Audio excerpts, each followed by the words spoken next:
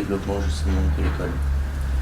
Alors, l'action concrète que nous menons avant l'ouverture, c'était la présence bien évidemment dans les salons d'étudiants et en s'appuyant de façon privilégiée sur nos partenaires, les partenaires clubs et les partenaires entreprises, avec le fait que nous sommes la première école de commerce en France 100% sport business, non seulement chronologiquement, mais nous le sommes dans le classement, la 4e en Europe et la 11e au plan mondial. Comment votre école accompagne les étudiants tout au long de l'année? Alors l'école accompagne les étudiants d'abord bien évidemment par ses enseignements de qualité que j'ai évoqués, avec une équipe d'enseignants qui sont recrutés sur place, et certains viennent de Paris puisqu'ils enseignent dans des grandes écoles de commerce comme l'ESSEC, voire à l'ENA. Nous les accompagnons par un coaching, on dira quasi individuel, mais un coaching collectif qui intègre, si vous voulez, les mises en situation vis-à-vis des savoirs, puisqu'il s'agit d'acquérir des compétences, les compétences se résumant au savoir, au savoir-faire et au savoir-être. Alors, il y a les stages, bien évidemment, dès la première année, il y a les contrats en alternance qui vont suivre pour déboucher en master avec un suivi de l'étudiant qui travaillera en entreprise et qui viendra sur la base de 3 semaines en entreprise et 1 semaine de cours, parfaire sa formation. Comment faites-vous pour attirer plus d'étudiants et être reconnu? Alors, il faut être lucide et reconnaître qu'il y a un engouement réel aujourd'hui dans notre société pour le sport, au-delà même du sport-spectacle et de tous les exploits que l'on peut connaître au travers des Jeux Olympiques.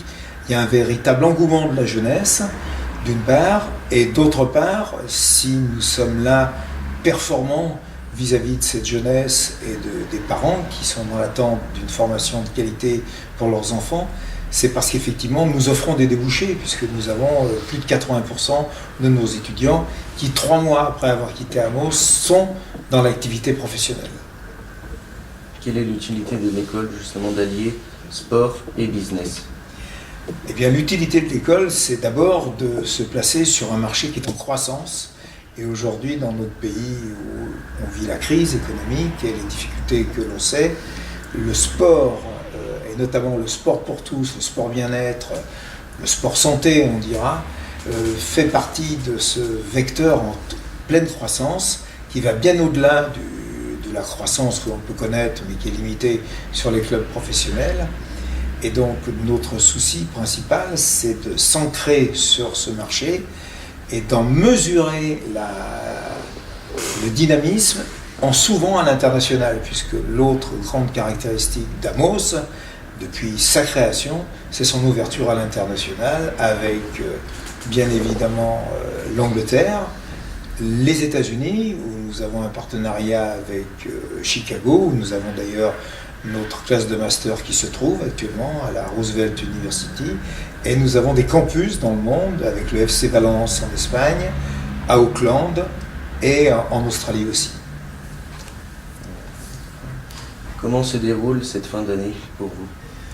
Ah ben écoutez, elle se déroule très bien puisque on a assumé dans des conditions un peu des fois délicate compte tenu des travaux qui ont été faits de qualité dans ces locaux, et avec succès, puisque actuellement tous nos étudiants sont en phase de partiel, d'examen, pour ce qui s'agit des bachelors première année.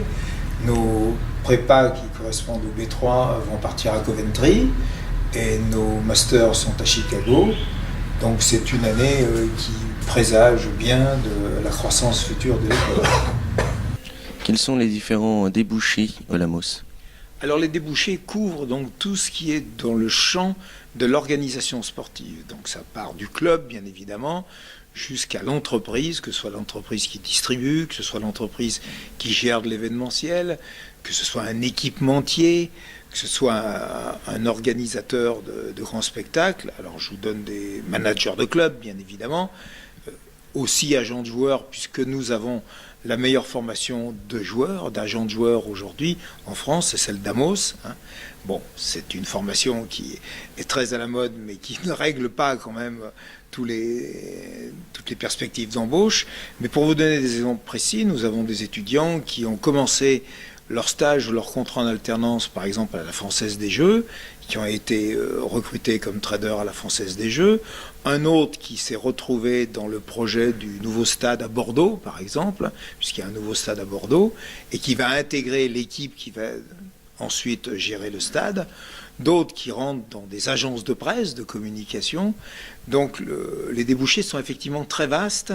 Et c'est ce qui fait la pertinence, à mon avis, du concept d'Amos, qui est, on prend le sport comme étant non seulement un secteur économique, mais une matrice aussi éducative, et on développe l'enseignement autour des grandes règles du sport, arriver à l'heure, respecter les règles du jeu, y compris l'arbitre.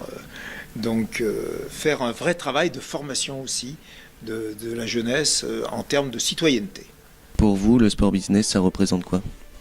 Alors à Lyon, c'est un privilège d'avoir le sport business représenté par deux équipements sportifs un peu modèles qui traduisent bien l'évolution de ce sport business et la pertinence de ce modèle économique. C'est bien évidemment le stade de l'OL, puisque c'est un stade qui va être ouvert toute l'année, donc qui va offrir d'autres activités et qui va assurer non seulement une rentabilité sportive, mais aussi une rentabilité économique et sociale.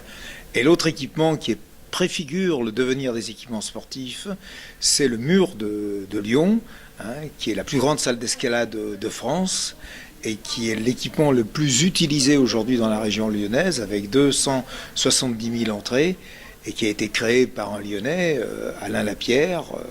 Et c'est vraiment l'équipement qui demain va peut-être permettre d'accueillir des pratiques nouvelles, puisqu'il y a toujours une création continue dans le sport, en passant par le paddle tennis, et pas le paddle sup, et d'autres activités que les jeunes adorent, notamment les sports américains. Je pense à, par exemple au slam ball, qui est une espèce de basket avec trampoline, vous voyez, et qui fait que le sport de demain, c'est un sport qui se pratiquera dans des salles qui accueilleront plusieurs disciplines, et qu'on va sortir de l'équation un peu limitative de une discipline égale un équipement sportif, pour s'ouvrir et démocratiser aussi le sport.